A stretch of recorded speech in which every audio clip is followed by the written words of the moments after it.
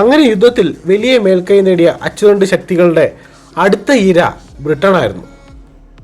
ബ്രിട്ടനെ എങ്ങനെയും തങ്ങളുടെ കീഴിലാക്കുക, യുദ്ധം വിജയിക്കുക, അതായിരുന്നു അവരുടെ ലക്ഷ്യം. കടലിലെ ശക്തികളായിരുന്ന ബ്രിട്ടനെ കീഴടക്കാൻ അവർ നിയോഗിച്ച പദ്ധതിയുടെ പേരാണ് ഓപ്പറേഷൻ സീ ലയൺ. എന്നാൽ കടലിലൂടെ ബ്രിട്ടനെ ആക്രമിച്ച് കീഴടക്കുക എന്നത് അസാധ്യമായ കാര്യം തന്നെയായിരുന്നു. അത്രയ്ക്കും വലിയ ശക്തിയായിരുന്നു ബ്രിട്ടൻ. അതുകൊണ്ട് ബ്രിട്ടനെ ആക്രമിക്കാൻ അവർ ആകാശപാത തിരഞ്ഞെടുത്തു. വ്യോമയാന മേഖലയിലൂടെ ആക്രമിക്കുക, മാത്രവുമല്ല ബ്രിട്ടന്റെ തുറമുഖങ്ങളെല്ലാം നശിപ്പിക്കുക എന്നതായിരുന്നു അച്ചുതണ്ട് ശക്തികളുടെ ലക്ഷ്യം. ലണ്ടൻ ആക്രമിക്കാൻ ചെന്ന അച്ചുതണ്ട് ശക്തികളുടെ പോർ വിമാനങ്ങൾക്ക് വലിയ തിരിച്ചടിയാണ് ഏറ്റത്.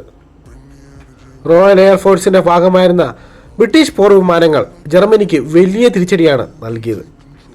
എന്നാൽ വ്യോമ മേഖലയിലൂടെ ബ്രിട്ടനെ ആക്രമിച്ച് കീഴ്പ്പെടുത്തുക എന്നത് വലിയ പാടുള്ള കാര്യമാണെന്ന് മനസ്സിലാക്കിയ ഹിറ്റ്ലർ തൽക്കാലത്തേക്ക് ആ പദ്ധതി ഉപേക്ഷിച്ചു. ഇന്നത്തെ ലോക പോലീസായ അമേരിക്കയ്ക്ക് അന്ന് ആ യുദ്ധത്തിൽ പങ്കെടുക്കാൻ താല്പര്യമില്ലായിരുന്നു. കാരണം അവിടുത്തെ ജനങ്ങളായിരുന്നു. അമേരിക്കയിലെ ജനങ്ങൾക്ക് യുദ്ധത്തിനോട് തീരെ താല്പര്യമില്ല. ജനങ്ങളുടെ താല്പര്യം മാനിച്ച് അമേരിക്കൻ ഗവൺമെൻറ് യുദ്ധത്തിൽ പങ്കെടുക്കുന്നില്ല എന്ന് തീരുമാനിച്ചു. എന്നാൽ ബ്രിട്ടനെ സഹായിക്കുകയും വേണം. ബ്രിട്ടന് വേണ്ടിയുള്ള ആയുധവും ഇന്ധനവുമെല്ലാം അമേരിക്ക സപ്ലൈ ചെയ്തു.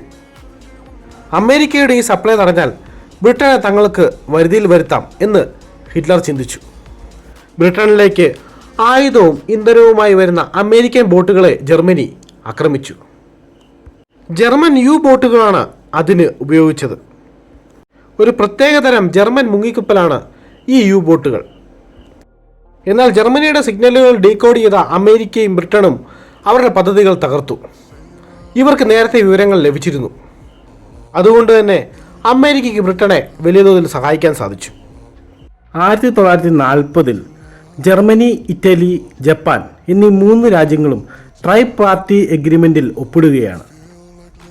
ഈ രാജ്യങ്ങളുടെ കൂടെ ഹംഗറിയും സ്ലോവാക്യയും റൊമേനിയയും ഈ അച്ചുതണ്ട് ശക്തികളുടെ കൂടെ ചേരുന്നു. ഇവർ ഒരു തീരുമാനമെടുത്തു.